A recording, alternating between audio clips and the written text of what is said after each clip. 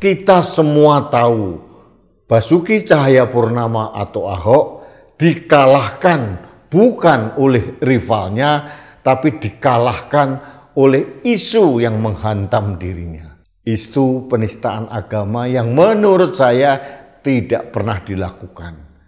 Karena ini menjadi komoditas politik, kemudian dikapitalisasi oleh lawan-lawan politik dari Basuki Cahayapurnama, kemudian juga diamini oleh Presiden Jokowi, akhirnya Ahok jadi korban.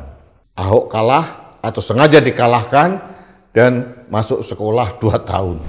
Dan saya jujur saja sebagai warga Jakarta berbahagia kalau akhirnya nanti Jakarta mempunyai gubernur sekualitas Basuki Cahayapurnama lagi, kalau itu terjadi.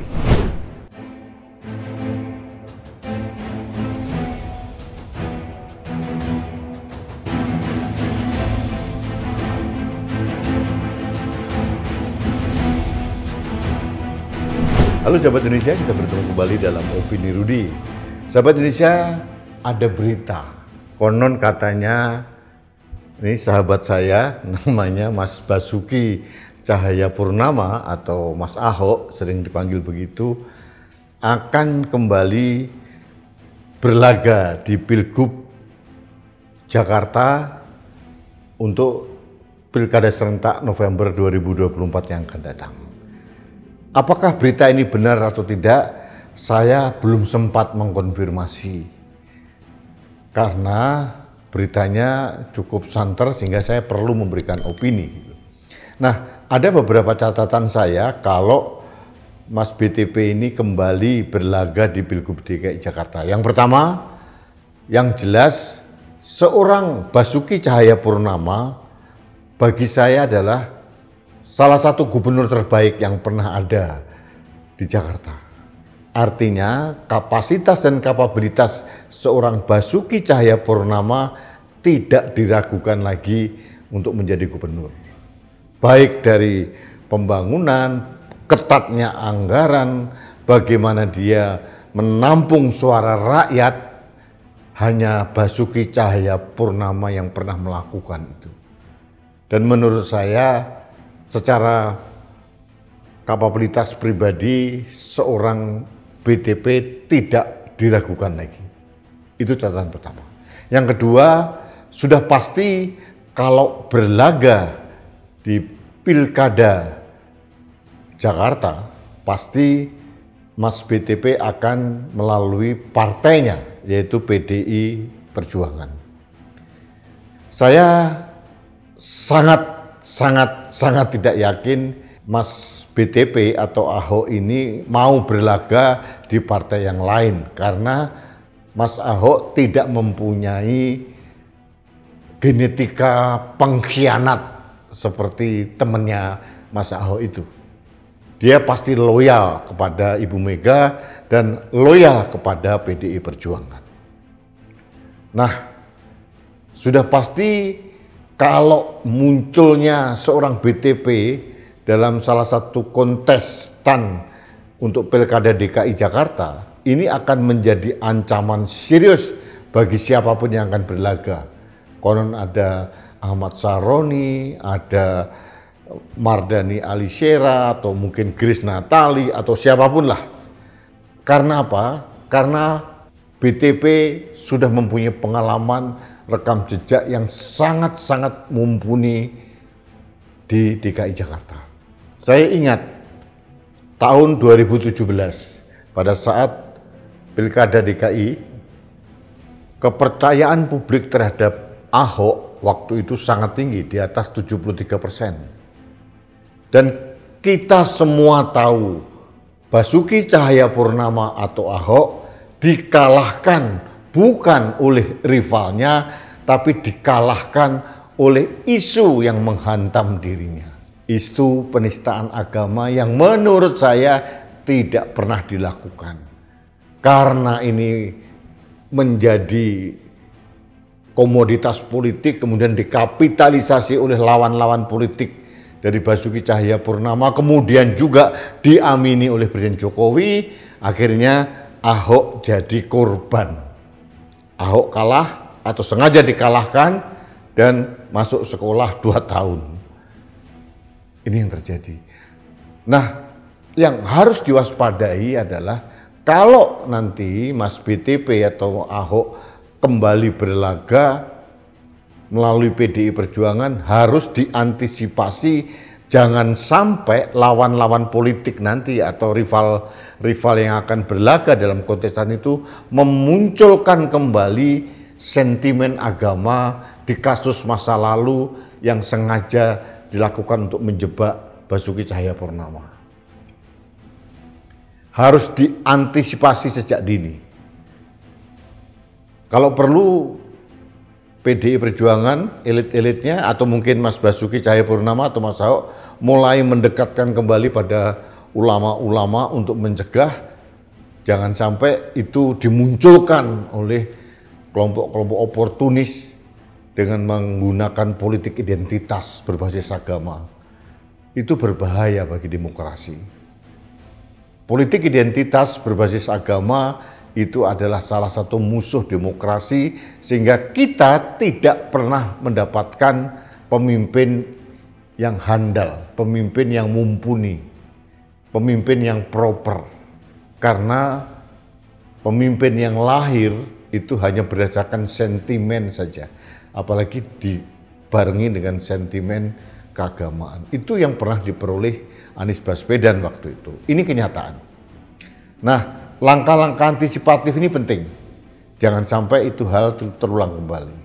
Ini harus diberikan catatan agar elit-elit PDIP kalau tidak mau kehilangan kursi Gubernur DKI Jakarta harus mengantisipasi dari awal. Kalau tidak, bahaya. Elit-elit PDIP harus bersatu padu. Jangan sampai ada faksi-faksi yang bermain, berkelindan, dan bermain di bawah tangan dengan rival-rival Basuki Cahayapurnama. Kalau memang Basuki yang akan diajukan oleh PDI Perjuangan berlaga di Pilgub DKI Jakarta tahun 2024 nanti. Itu catatan saya. Dan yang terakhir, saya harus memberikan pesan kepada sahabat saya, Mas Ahok, hati-hati untuk membangun narasi. Kejadian kepleset lidah di Pulau Seribu tahun 2016 yang lalu jangan sampai terjadi lagi. Karena politik Indonesia ini sangat kejam, sangat tidak mempunyai kewarasan kadang-kadang. Ya seperti kejadian Pilpres tahun 2024 gitu. Orang-orang dipaksa memilih sesuatu calon-calon yang tidak mumpuni, padahal calon yang lain jauh lebih mumpuni. Akal sehat kewarasan kita kadang-kadang bisa dirusak dengan hanya sekedar 10 kg beras atau selembar 2 lembar ratusan ribu, itu bisa beralih preferensi politik kita.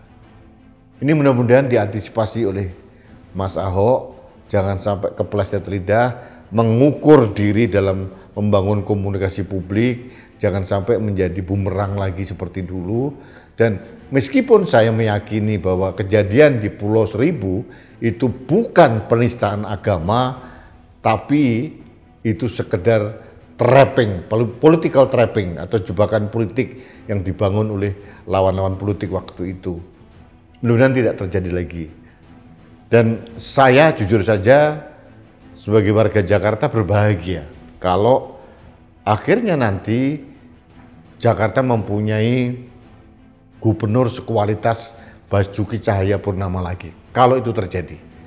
Saya tidak tahu dinamika yang terjadi di PDI Perjuangan seperti apa saat ini. PDI Perjuangan sudah tidak lagi menjadi partai pemenang pemilu di DKI Jakarta. Mudah-mudahan ini saatnya kursi gubernur bisa diambil oleh PDI Perjuangan, karena gubernur Jakarta itu sangat prestisius, sangat prestis buat PDI Perjuangan. Harus direncanakan dengan detail dan mengantisipasi banyak hal. Karena kalau Ahok yang dimunculkan ini seperti akan membuat lawan-lawannya ketakutan, panas dingin sebetulnya. Tentunya dengan berbagai cara mereka akan menjatuhkan Basuki Cahayapurnama lagi dengan berbagai cara. Itu kalau benar PDI Perjuangan akan mengajukan Ahok menjadi calon gubernur bulan November nanti.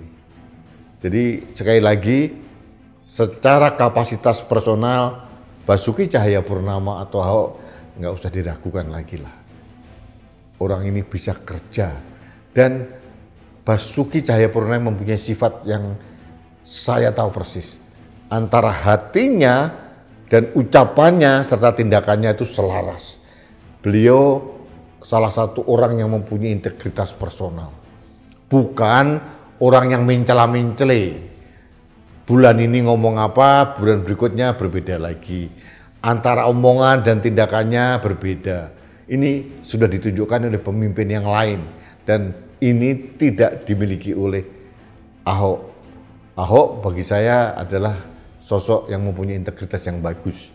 Nah, tinggal sekarang bagaimana PDI Perjuangan mempunyai komoditas yang bagus ini dapat dipasarkan dengan baik, dijaga dengan baik, sehingga hasilnya akan baik pula. Itu opini saya terkait dengan berita yang berkembang saat ini tentang Basuki Cahayapurnama atau Ahok yang akan berlaga di Pilgub DKI Jakarta November nanti. Mudah-mudahan ini kabar baik buat kita semua. Terima kasih sahabat Indonesia, kita bertemu kembali dalam Opini Rudi selanjutnya. Salam satu Indonesia, salam Pancasila, salam Indonesia berintegritas. Saya Rudi S. Kampung.